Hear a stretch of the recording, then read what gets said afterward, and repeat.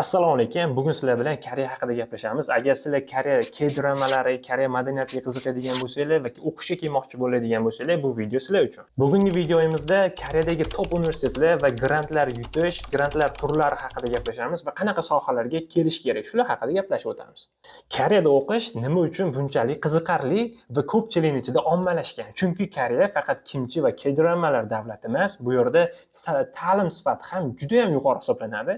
Misol uchun Koreyadagi top universitetlar, Seul Milliy universiteti, KAIST, Yonsei shular va Korea Day universiteti har yili dunyo reytingidagi top 100 talik universitetlar ro'yxatiga kiradi. Bilasizlar, dunyodagi katta Samsung va Hyundai kompaniyalari ham Koreyada.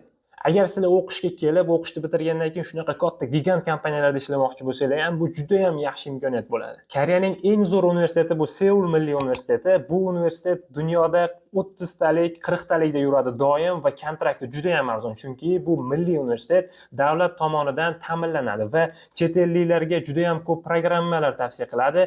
Darslar ingliz tilida bo'ladi. Agar siz koreys tilini biladigan bo'lsangiz, koreys tilida ham bo'ladi. Va undan tashqari universitet tomonidan berilayotgan stipendiyalar va grantlar va JKS dasturlari ham bor. JKSni hammamiz eshitgan bo'lsak kerak. JKS 100% tekin, kontraktlaringizni to'laydi, yeb ichish, yashash, hamma xarajatlaringizni qoplaydi. Oyiga $500 dan $1000 stipendiya beradi. Undan ham qizig'i bilasizlarmi? JKS hozir juda ham kengaygan va ko'p talabalarga berilyapti. Misol uchun 2024-yilda 1300 ta chet ellik talabalar JKS yutib Koreyada hozir o'qishyapti. Ulardan 100 ga yaqini o'zbeklar. Oldinlari unaqa imkoniyat bo'lmagan. Faqat 3 ta 4 ta talabaga berilardi. Bu yil o'zi 100 ga yaqin. Xo'p, Koreyada o'qish zo'r ekan va tekinga o'qishimiz mumkin ekan. Endi talablari qanaqa bo'ladi? Talablariga keladigan bo'lsak, sizdan til sertifikatlari talab qiladi bakalavr va magistratura uchun. Sizdan yoki TOPIK koreys tili testi va IELTS ingliz tili testi. Va qolgan hujjatlar juda ham oddiy. Bakalavrga topshirayotgan bo'lsangiz maktab diplomi, magistraturaga topshirayotgan bo'lsangiz bakalavr diplomi va shahodatnomani tarjimasi va albatta study plan bo'lishi kerak. Ba'zi bir universitetlar study planni ham so'rashmaydi. Study plan nima degani?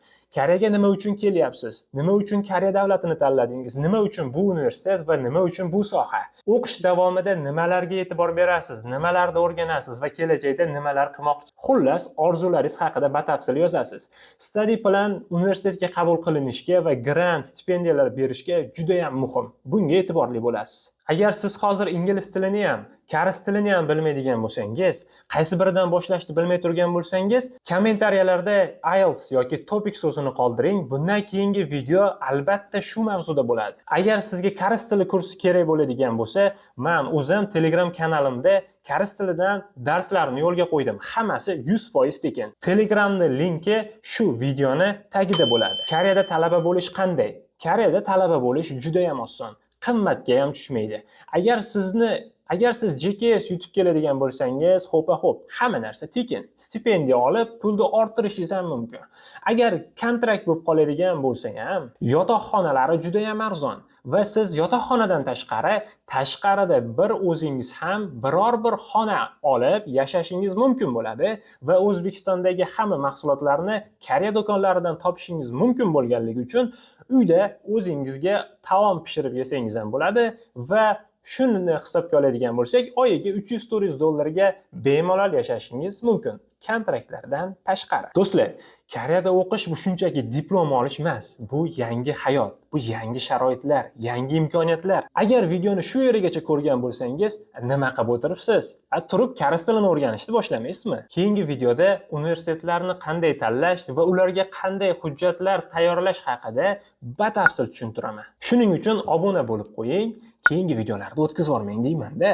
Orzularingizga yanada bir qadam yaqinlashing. Koreya sizni